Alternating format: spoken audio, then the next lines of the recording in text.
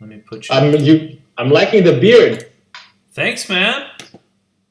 Looks good. I like the scruff. Have you ever grown a beard? I can't. I'm at like. I think you have a little bit stronger than me, but you also it seems like it takes you a little bit to grow a full beard. I can, man. It's just like it's too spotty. It's not coming in strong enough. I can't grow a full beard. This is basically as much as I can get, but it's it's not a look I like that much, but it's like natural and easy to take care of, which is good. Yeah. So, dude, we're live on stream, man. Hey, before we talk business, what are you doing for Halloween? I saw you're having a party, and it seems like you and Haiti are super into this Halloween stuff.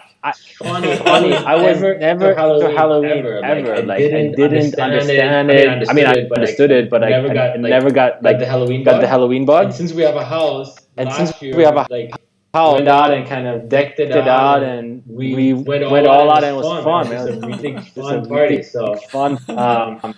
If you guys are around and you want to come down, you can stay with us. It'll be fun. Yeah, man, for sure. Depends on where Imy's going to be at and if she can join or not. But I mean, for me, it will be really easy. So I'm definitely down to go. Yeah, come down. That'd be fun. Yeah, dude. Okay, so I wanted to talk to you about Mod. Yep. And I sent you a file. Yep, I just saw that. I'm going to put it on stream also. I don't think there's anything here, I mean, that would be confidential. And regardless, there's not enough eyes on this anyway for it to really matter. Yeah, I agree. So let me put my screen up here.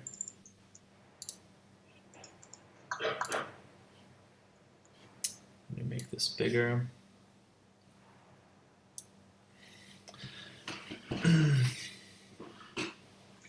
Confirm for me real quick. I saw it coming on my phone. Did you send it to Manuel at Gmail or to Manuel at Mod? Ooh, good question. I think it was Rapard. I saw it come in.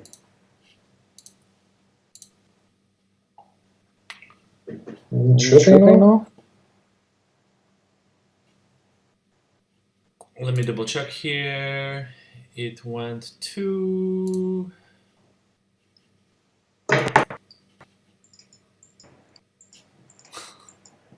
Come on.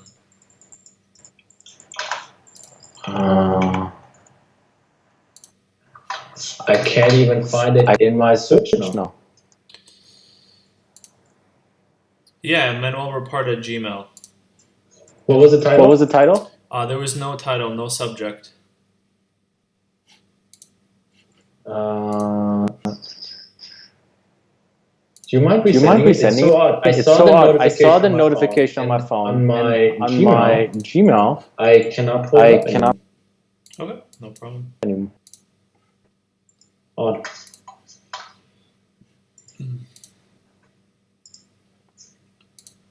So today I was going deeper into the CAC as well as the just overall analytics side of the performance of the website and the ads.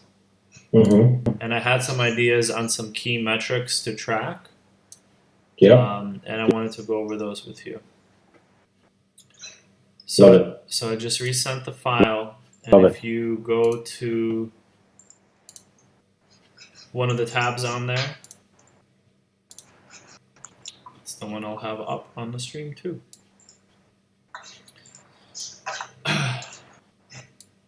Okay, got it. Okay. So if you go to tab 1 or the tab that says C, CAC, ad, and page performance. Yeah. I'm bringing everything up right now.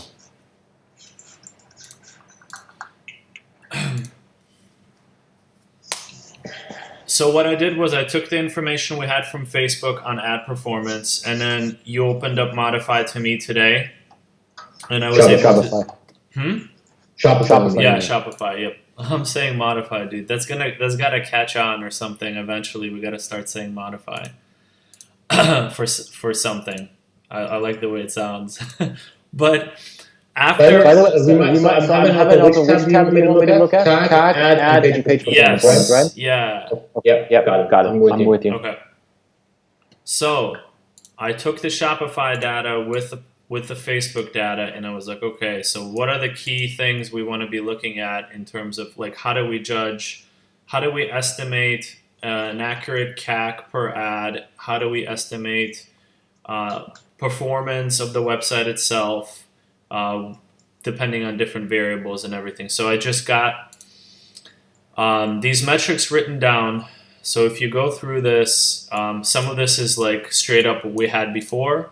One of the key things here is I want to measure this. There's got to be a way to measure this that's quantifiable and repeatable, and it's got to be organized, right? So it could either be we run different types of ads, A/B testing, and then we let a certain amount of time go by so that we can compare one to the other. So reduce as many variables as possible. Right now we basically have one ad and one page, so that's okay. So the only thing I'm really doing is putting in a date range on what we're trying to hone in on.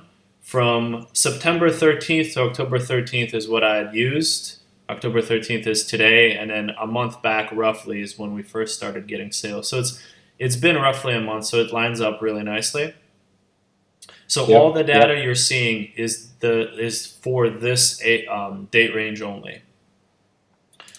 Yep. So landed, we had. Can I do you mind one thing? So I want to verify. So you looked at Facebook and you looked at Shopify. I just want to make sure that because you were going into landed, there's also Instapage, right? Instapage is the actual landing page. So that's you have access to it. But I don't know if you looked at that data. So when you looked at Shopify, you get a visitor on Shopify. What that means, that visitor clicked from the landing page through to the product page, right? Just wanted to clarify. So I'm changing this to landed on Shopify, and I'll do this landed on Instapage. I'll have two different metrics there. Good point. I missed that. Yeah. So for landed on Shopify now, it would be 1,800 clicks for a total of $163 in ad spend. Now this ad spend, I deleted everything non-mod related from the ad spend that Facebook was tracking, and I got to 163 for those date ranges of September to October. 706 carded, 423 checked out, 199 purchases, which is a conversion rate of 11%. I think that's something that you've already seen when you went to Shopify, right? Yeah. So this other thing we were thinking about was average order value, column K. And yesterday we were talking about, okay, so how do we measure that? Number of unique customers is something that I brought up, but it's basically, that's basically what it is, right? Gross sales divided by the number of unique orders that are being placed. Number of unique customers versus number of unique orders, there's not really a big variance there right now. So total gross sales thus far, $1,400 divided by the 263 number of unique customers, we have an average order value of $5.3 in column K. Yeah. Then, the total ad spend, total ad reach via Facebook, 24,000 people. 903 of those clicked on the ad. Our cost per click is 18 cents. Our cost per email is basically when they get to the stage where they input their email, which is let's see, what did I say it was? I said it was the checkout stage. I think that's correct. Yeah. So we're at 39 cents an email, which you also called cost per communication or cost per chat or something like that. You called it something like that. I forgot exact words you used, but cost per email is fine. Yeah, so cost per email is what I have here. Customer acquisition cost. I just used ad spend divided by total purchase. So this is divided by number of orders. So we're at 160. But that should be the number of that would be total ad spend divided by number of unique customers, right? Because it's cost per customer. It's not cost per order. Because the order, like if a repeat purchase, right? If somebody comes back to the store and buys again, that's not acquisition cost. Like that should not bring the acquisition cost down. Like how much did it cost to acquire the customer, not the order. All right. Let me make a note here.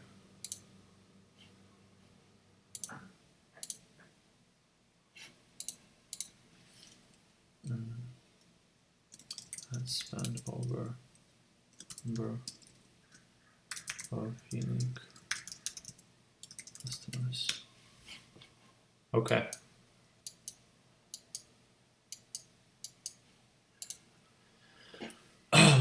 Okay, so another thing that I got is gross number of units sold, number of unique customers, then this ROAS number, which to me right now is just a ad spend divided by total revenue, which puts it at $8.50.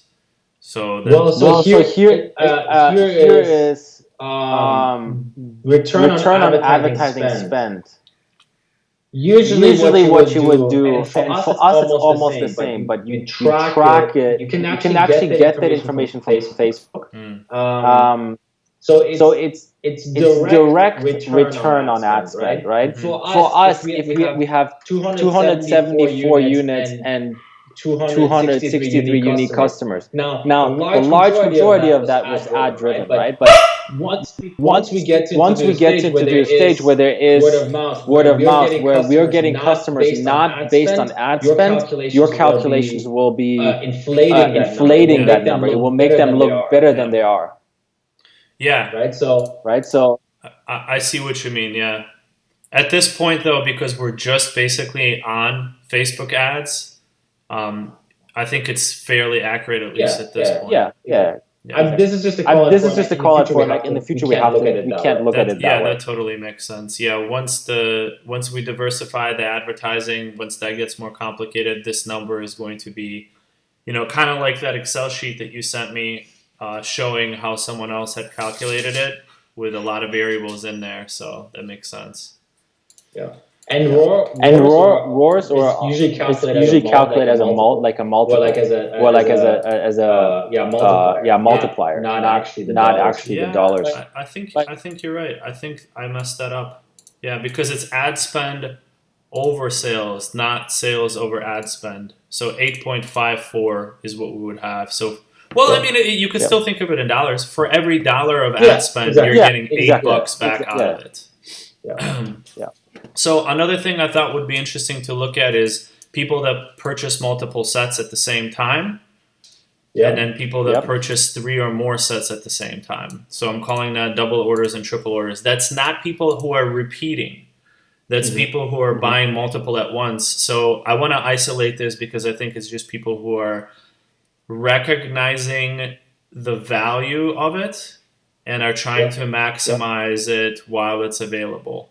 Something like that is their mentality, right? And that's an important thing to consider, because if that's how people think, if they feel it's that valuable and they're willing to spend. By the way, there's a shit ton of people that bought 2, a lot of people that bought, a few people that bought 3, and then there was one person that bought 4. 5. There's one that bought 5. There's one that bought 5. Yeah. But anyway, I'll get those. I'm just taking the data dump from Shopify and getting the numbers in there. So I haven't put those in, but just as a metric, I think those are important. Repeat order percentage, obviously super important.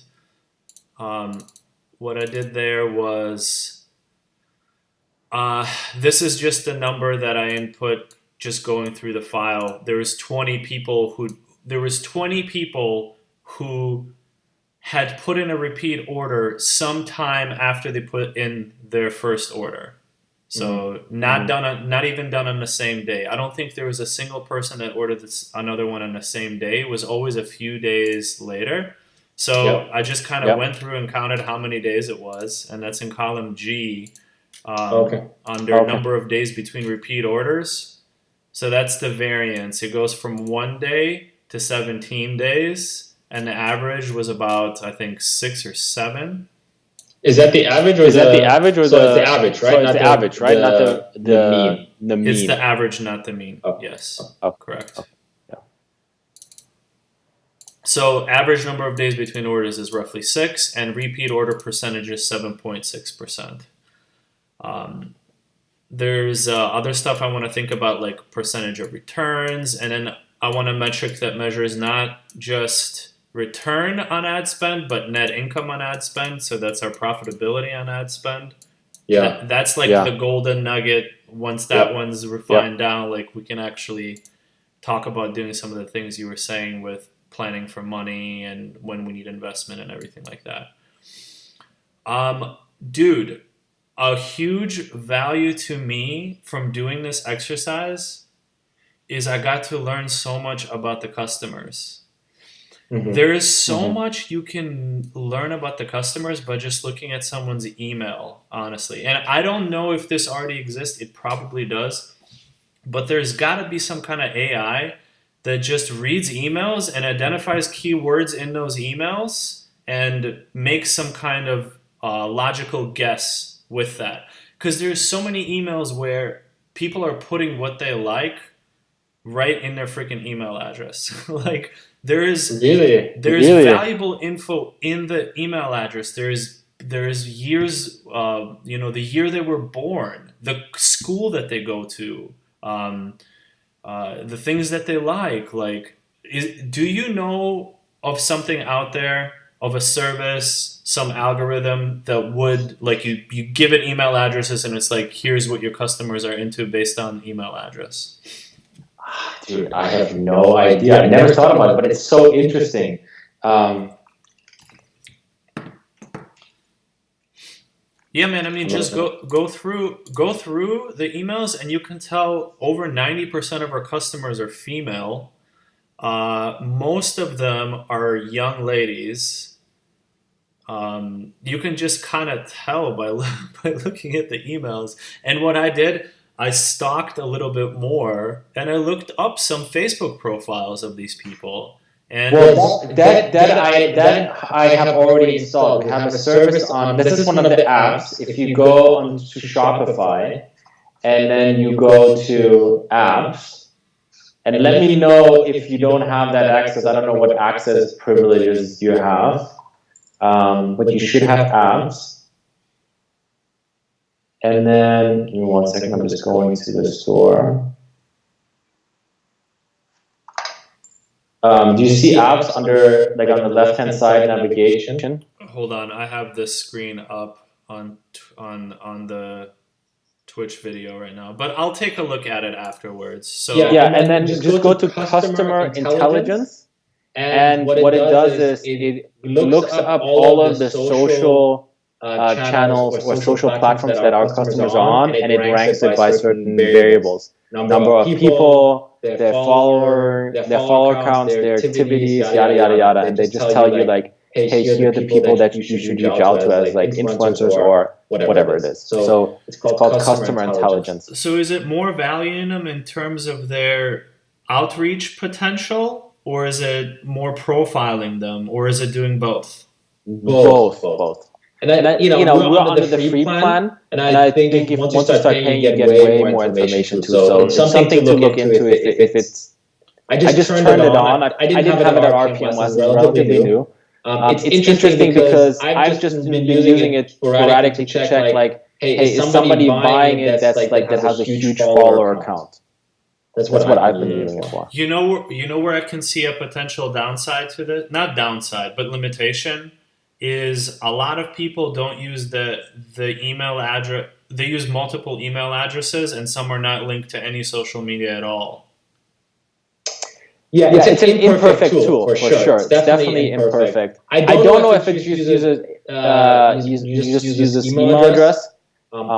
But it can be one tool in our arsenal, right? It can be a very easy way. Like you can connect it, for example, to Slack. And whenever we set certain benchmarks, and whenever a customer hits that benchmark on customer intelligence, we would get a Slack or an automated email, which is basically you just have it on autopilot, right? And you can't just rely on that. You have to do your own intelligence and your own data mining. But it is just one of those things, like if it does pick it up, no harm, no foul. You get the information, you can follow up right away. Yeah, I'm with you. That's good. I thought something like this had existed for sure.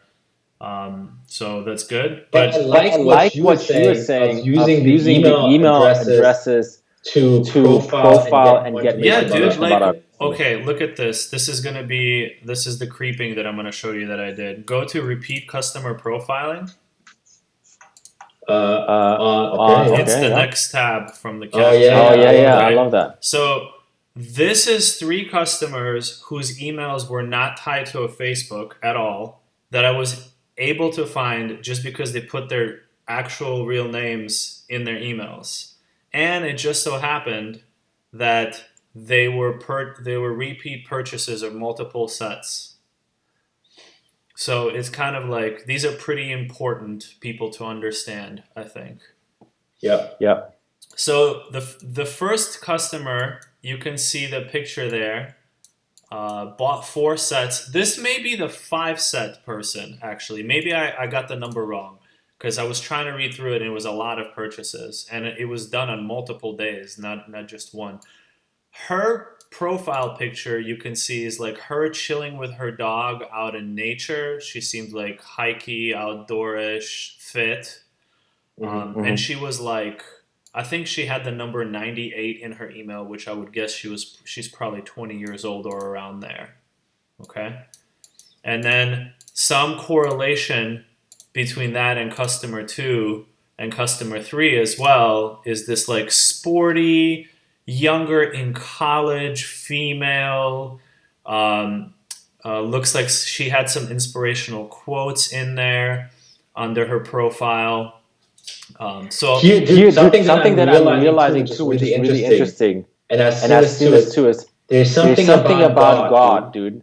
The quote about Christianity is something that struck, because a lot of the people that I've talked to and that I looked up, there was also church came up, or some other relationship to Christianity or God, and that's in customer 2. Been the quote, and then in the customer number 3, you have the that seems like that was a church trip, right? With the yeah, man, us in the background. I noticed that too. So what I'm noticing is like young female, sporty, outdoorsy, appreciates the beauty of nature, passionate, and religious. And, kind of like a young go-getter type of mentality. I got that kind of vibe from the people that I looked up. This is really good. Like the more we understand our customers, the more we can not only cater to them, but the more exciting it is to build something for them, right? So this is really good. We got to do more of that. Yeah, man, and it's interesting. It's fun to try to understand. But what do you think as far as the previous tab? What other metrics do we want to throw on here that you're thinking of that are important? I mean, at some point, not at this point, but at some point, we got to look at the basket that is put together, right? Like, what are the relationships between products that people are buying? But at this point, we're too early for that. We haven't launched. We're too early for that. We haven't. Where we're at, you're tracking a lot of good stuff. So I think the return on ad spend, and then how did you say it was? It was the profit per ad spend, or what did you call it? Yeah, what did it's you call it? Basically it's net income per ad spend or profit per ad spend. Yeah. Yeah, that's gonna be where what we need to get to, right? Yeah. That's the most important number, but that relies on us being able to understand and forecast our profit in the first place. So step by step. Yeah. No, this is great. No, this is great, dude. Where you are at, it's really good. Dude, I'm excited. It's fun. Yeah, the more data I have, the more fun I can have with it. And yeah, it gives me a window into the eyes of the customer. I had like a philosophical question for you. For like someone that's an entrepreneur, and maybe it will be interesting to the people in the chat here. We have 3 people in the chat right now. So I'm curious about mindset. So there's 2. Hey B, we're streaming right now. There is 2 ways. There's a dichotomy in mindset for creatives, or for people who are pursuing something that requires a tremendous amount of discipline and determination, who are basically following their own path, and they don't have a safety net and they don't have a guaranteed income or something like that. There is a dichotomy in mindset. So one of them is people like Kobe Bryant, or Arnold Schwarzenegger, or people who are like, hey, the only way you succeed is you become obsessed with what you're doing. You list everything out what you're gonna do, and you do all it takes to make that happen. And it's almost like an obsession that it becomes for them, and they're like, this is how you do it, right? But at the same time, they're ignoring things like other people in their life, their family, their partners, or their health to some extent, or it's like a balls to the wall, like Venchang Denchang, like I was using that quote with. Yeah.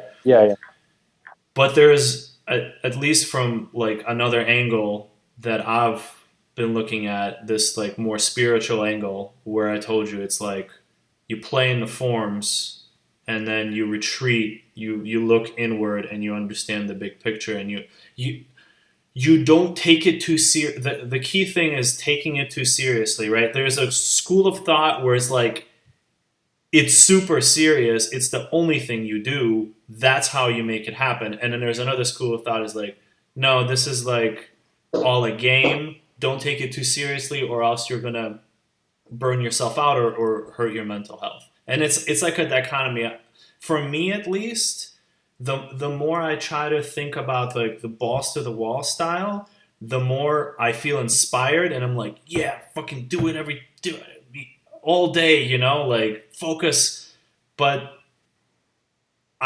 there's also something in my mind that's like, this can't be healthy, and I'm making it's too much of a sacrifice, and I have to not take it as seriously. But that takes away from some of the inspiration and momentum that I'm building by taking it super seriously. So I want to know from your experience, what is it that has worked for you, and what do you think is the right way to go for most people? We could talk about this for hours, literally for hours. And let me kind of give you my sense on where I fall.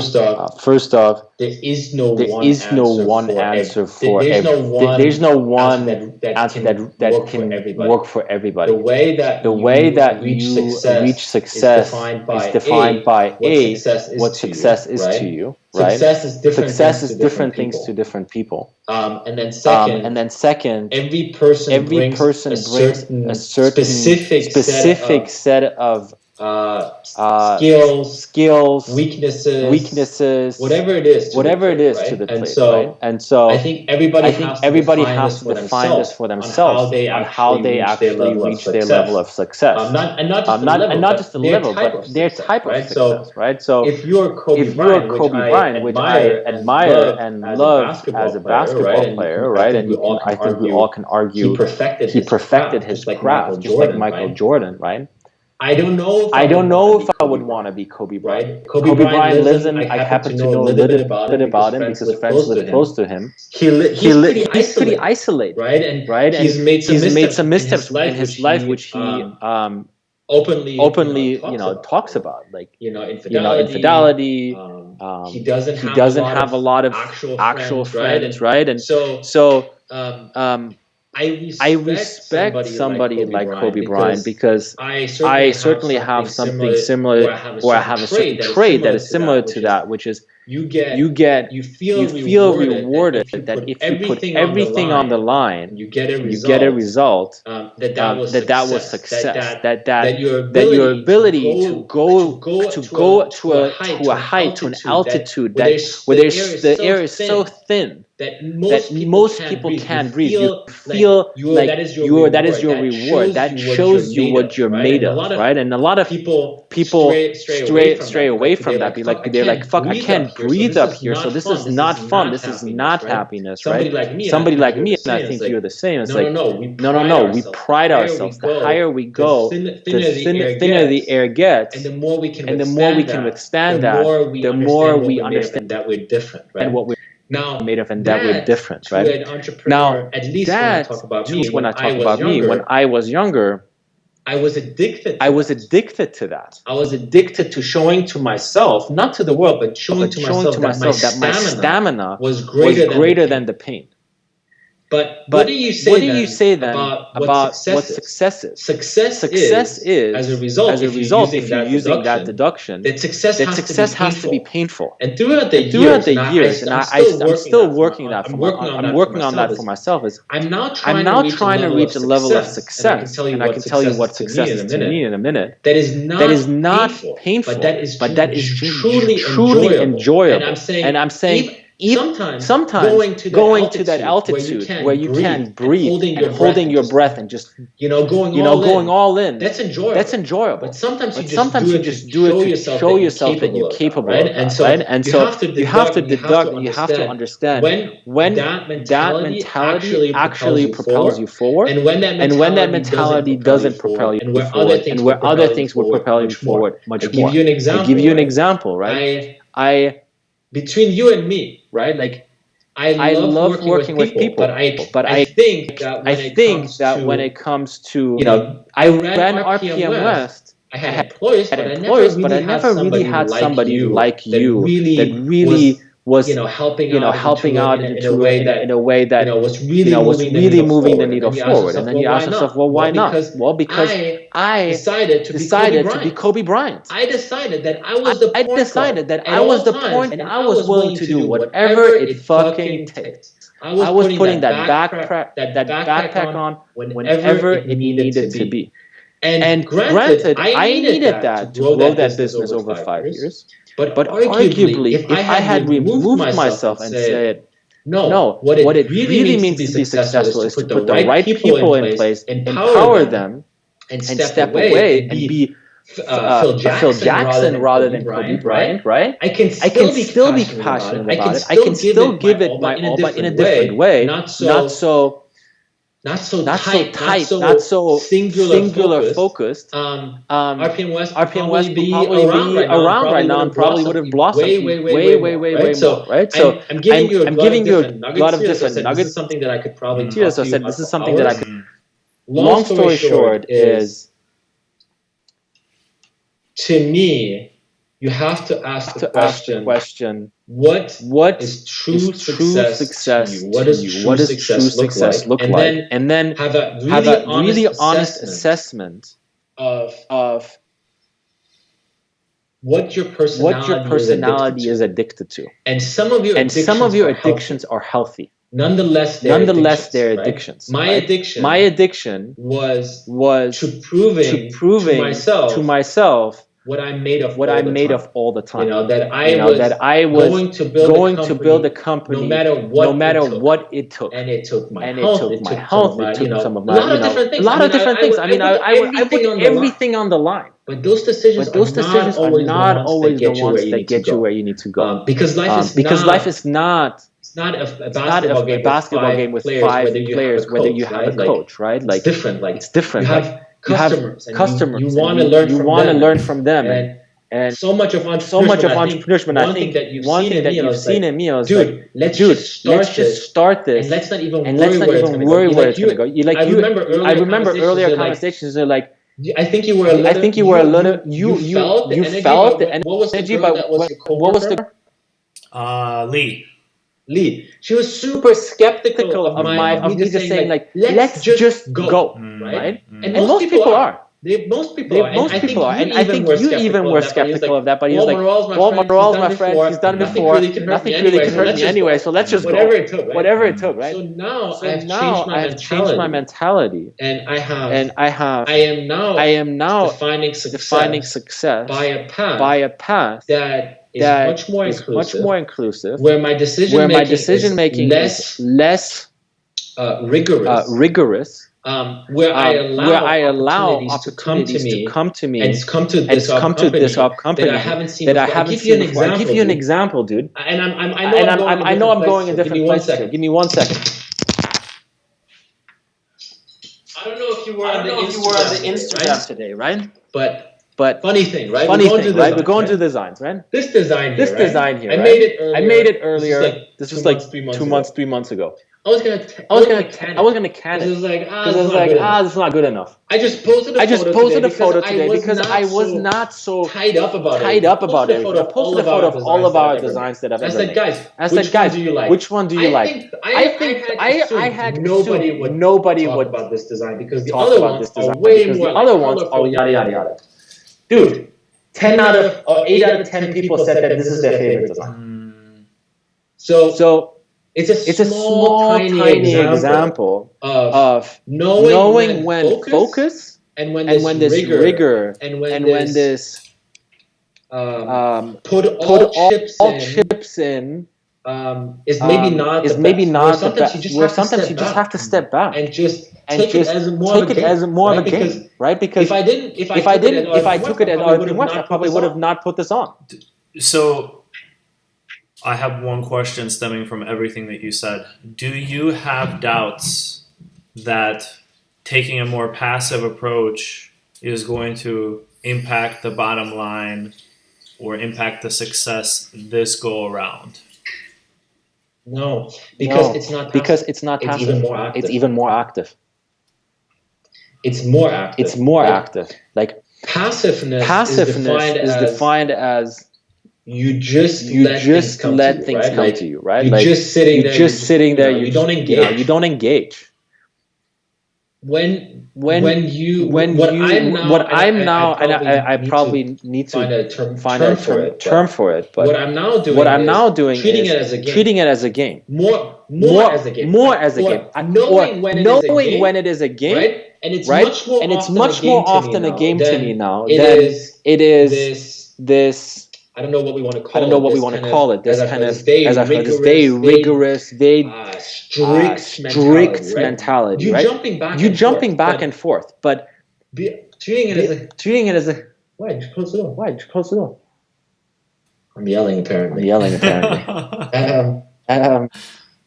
Treating it as a, when you play a game, you're very engaged, you're very involved. But the way that you make decisions, or the way that you what pressure is looking like, and what pressure does to you is different.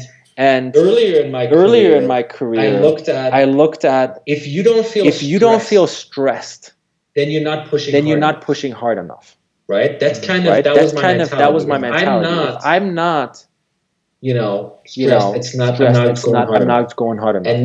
And man, I can tell you that stress and fear never outweigh joy, happiness, and a clear mind. Ever. I worked for a company for 2 years where the founders had the same mentality that I'm just describing. People were miserable. We didn't make decisions like the one that I'm making. We just made the decision that was calculated. So we only had calculated results. And you know what growth is? The unfucking calculated results. The thing that you stumble upon. Penicillin. You know how the penicillin was developed, right? It was a fucking accident. If the doctor, I don't know what his name is, if he was so rigorous, right, where he was only looking based on what he was trying to find, he would have never found penicillin. And I'm not saying you can run a business frolicking, right? Or being passive. You cannot. You cannot frolic. You cannot be passive. You have to be active. You have to be involved. You have to be engaged. You have to see the world for what it is. But what I learned, and I learned this very much over the last 2 years when I was working at my last employer, is when you're so rigorous, what happens is your point of view goes from here to here. Right? You have this lane. You have this lane. Sometimes displaying is important because you just need to shut everything out. But not only is the beauty of life and business on the outside of that lane, the biggest opportunities are outside of that lane. Because as human beings, dude, unless you are Steve Jobs or Elon Musk, like these ones in a million, and even I guess those are not, singularly focused. Business requires you to let the outside world come in, impact you, let these sporadic, serendipitous moments define where you're going. This is a beautiful example, man. This could end up being our biggest selling leash. And I would have canned it. Literally, I would have canned it. And dude, the funnest part is, if you open up your world and if you open up your business to the opportunities that you cannot see, you will open up to the results that you cannot see yet. And so all of a sudden, you can get shit that you never thought was possible. Dude, that was really good. That was a good explanation. That answered my question pretty well. And then we also have this recorded, so we'll put this on YouTube. I think a lot of people can get value from that. The only thing that I would say is treating it as a game and also being able to maintain a motivation level that's necessary in order to put enough time in to make sure that you're actually involved enough to drive results. For someone like you, like if you quit your job and then you're just doing it full time and you know that you need the revenue in order to keep yourself going, I think that's enough motivation. But for a lot of people who are not doing that, who are also working a day job while they're trying to get their dream going at the same time, telling them that it's a game and to take it that way and to make it a joyful experience may make people be like, oh, well, I'm having a bad day today. I don't feel good, and I'm just going to go and watch TV for a while. I'm going to work on my business tomorrow, right? And then you're kind of waiting for the moment when you feel good, when you're actually being productive, right? It takes a certain type of personality to just every day just be like, yep, I'm on it. I'm having fun with it, because there's going to be a lot of times you're not having fun with it, but you have to do it anyway. Even in your scenario right now, you're second go at it, different strategy. You're going to have days where you're not having fun, but you have to go at it anyway, right? So that's the only thing that I would say is maybe that's a difference between you and some other people that would want to be trying something like this. Yeah. But yeah, man, good talk. Okay, I gotta get dinner. We had a good talk. I'm gonna keep working on making sense of the data, and then what else? What else we got? So I mean, let's start with what we want. Like the result of all of this, eventually, or as quickly as possible, it needs to be. We need to have a cash flow model that kind of comes out of this, right? And I think we have a little bit of time, as I said. The next set of inventory comes in this week. So that's 200 leashes, and then after that, we're gonna get 1,300 leashes. So the biggest question right now for me is, I want to keep this momentum going, right? So, and I told you that I want to sell the 1,500 as quickly as possible. So then there's multiple decisions that we need to make a decision on very quickly. How quickly? What are we doing with those 1,500 leashes? What do we need to prove with these 1,500 leashes? Thing one is we need to go back and we need to define, what is the starter level? If we have this starter set, what's the sweet spot in terms of price? Right. right? So changing price there. Number two is if we have this, do we even want to stay with a starter pack? And if so, how long? Maybe it is let's start to have the starter pack till we get like 500 reviews, right? And I don't know, 500 active Facebook users or something right? like that, right? Where the engine is kind of humming to a degree, and then we can the starter pack and we go to the regular price point. So that when people then come, they see a bunch of positive reviews and stuff. That's question one. That's question one. What are we doing if we know we're going to sell as quickly, we want to sell as quickly as possible. What else do we need to get out of this 1,500 calls and leashes that we're getting? Number one. Number two, how quickly do we have to reorder the starter pack if we decide to go with it, or if we don't decide to go with it? Are we going to reorder the same styles for our regular priced items? And then the next one is now that I'm starting to show all of these designs, and we're getting people to say like, "Hey, I love this. I want to buy all of them. Whatnot." When are we going to order new designs and how we're going to introduce them? Because there's lead times, right? That's what we have to account for. And then the question is, how much money do we need for that? So I think we don't do it today. But I would love for you and I to talk about sequence tests that we want to run, cadences, budget, all of that stuff. So what I gathered from what you said, I think a couple of things we'll probably end up doing is playing with the starter set price and trying to see if it gathers a similar amount of interest with $7, $8 or higher price tag. That's one thing that could be done, because that tests whether or not the starter price itself is priced at a correct point or not. And then the second thing is, once we start getting orders for the full price designs, we need to be able to compare the performance of the full price versus performance of the starter set. And if we don't put both choices in front of the customer in order to make the decision, and we're feeding it through this step-by-step process of you got to get the starter set first before you see the design, it's going to be harder to tell whether or not that starter set is even necessary in the first place. The only way to tell is if you gave the customer both choices from the get-go. So I think at some point that kind of test would have to be run, and all of this would have to be thought of in a way that we don't actually lose people who are already becoming fans of this, right? And I know you want to go, but that's why I did the ROAS calculator.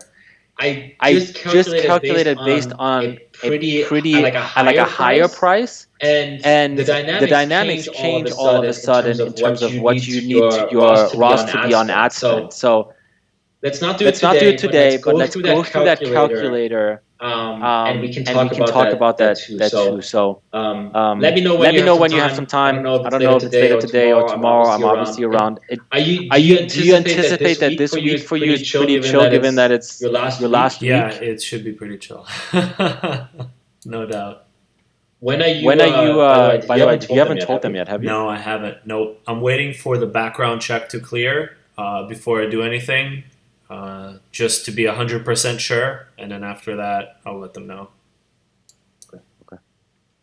But yeah, it should be it should be tomorrow that I put in like my 3 or 4 days, so it should be a very chill week for sure. Okay, so I'll prioritize. We should have a working model here in the next couple of days with the data that I have available, and then. And let me think about those other things that you mentioned. How do we make sure that the whatever plan that we currently chose to go down, it seems successful, but it's not refined, and just because it's working doesn't mean that it's the right way to go. A lot of things need to be considered about how to tweak these different things in the way that we're introducing the products. But it's really awesome to know that the dude, as soon as you showed me the design, I was like, well, this is going to be a hit for sure, because I kind of already saw what our customers are going to be. And that little arrow, the way that arrow is done, right? That's like the most popular tattoo for young women right now, like the most popular. Like everyone's getting that one. You can look at, you can Google like tattoo popularity by gender and age, and you can get these. Really? Yeah. That is a really good idea. Actually, you'll see a lot of that arrow all over the place. So, and that arrow is also used in like spiritual quotes, inspirational quotes. It kind of represents, like finding yourself or like looking for yourself, being out there in the world, being wild, that kind of stuff. So it makes sense why that one's the most popular design. See, I would have not known. I'm surprised. Okay. But this is why even today when you send me some audio stuff about like customers and stuff, what I recognize and what it's a really interesting balance is when you're an entrepreneur, when you start your own business, you need to have so much conviction, so much confidence, and you need to see things reality, right? And so you're gonna have to make a lot of choices, and you need to use a heuristic for that, right? And a lot of times your heuristic is just based on your knowledge or your experience, right? But then you need to know when that heuristics, when you force that heuristic through to make the decision, and then you also need to know when that heuristics doesn't apply anymore, and you need to open up to the outside world, right? So like Steve Jobs famously said, like, well, if I showed my customers what they wanted, or like Henry Ford, it was like they wanted to have a faster horse, right? But we built the car. Yeah, that is true, but it's not always true, right? Because sometimes there's a lot of people that would have built a car that was really shitty and nobody would have bought it, right? So different part of the conversation, but it's interesting to know when and how to do it, and you're not gonna always make the right decision. What word was that you were using? Heuristics? What is that? Never heard it. It's using a rule of thumb, or like using a framework for your decision making that allows you to make decisions very fast. And it's a very simplified way of making decisions. So it says enabling a person to discover or learn something for themselves is what it says on Google. HEURISTIC. Yeah. It's right. Go to Wikipedia. You can see on Wikipedia. A heuristic technique is approaches problem solver or self-discovery that employs a practical method that is not guaranteed to be optimal, right? Perfect, irrational, but instead sufficient for reaching an immediate goal. So that's what you're gonna apply heuristic a lot when you're an entrepreneur, because fast. Yep, and you can miss key decisions and key information and working at that speed. Yeah. All right, dude. Good talk. All right. Let's talk again tomorrow. I should have some more stuff ready for tomorrow. Awesome, man. Really appreciate it. Talk soon. Take it easy. Bye.